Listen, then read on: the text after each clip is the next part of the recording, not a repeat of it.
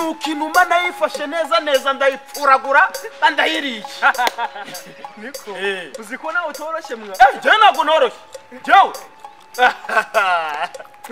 Buriya gufata inuma ntabwo byoroshye.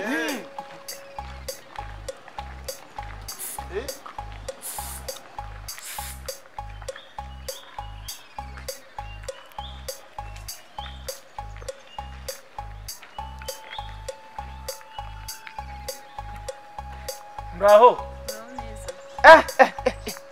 nukuri kw'Imana. Uyu musatsi ni wawe?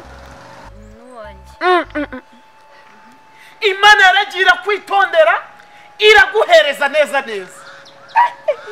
Yewe data we. Ariko se ntabwo ushobora kuvuga udakoze ku muntu. Ntabwo wamenye? Je nitwa Kabutura.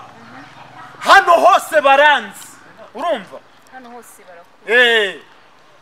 None Ubundi nje nagiraga ngo tumenyane. Ariko se kubera icyo utumva. Ubu uhagaze kuri uyu muhanda kugira ngo umenyane n'abantu bose bari gutambuka muri uyu muhanda.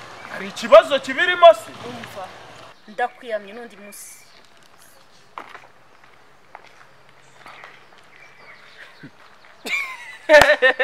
Uzi ko nakigenda cyawe buryo. Akigenda cyanjye se ahubwo wowe uyobeye yuko umuhungu n'umukobwa bari kuganira uhita ugenda ukagenda wowe.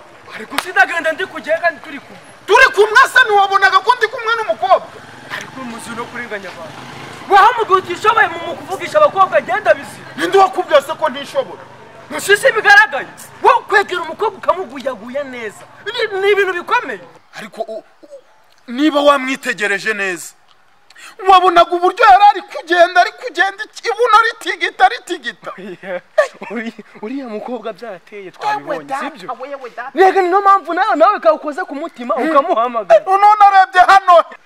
Nukuri kw'Imana numva ndakomerewe we. Niko uzi ko utari worohewe. Ahubwo ndumva namusanga. Ariko nawe wumva ngo urakomerewe.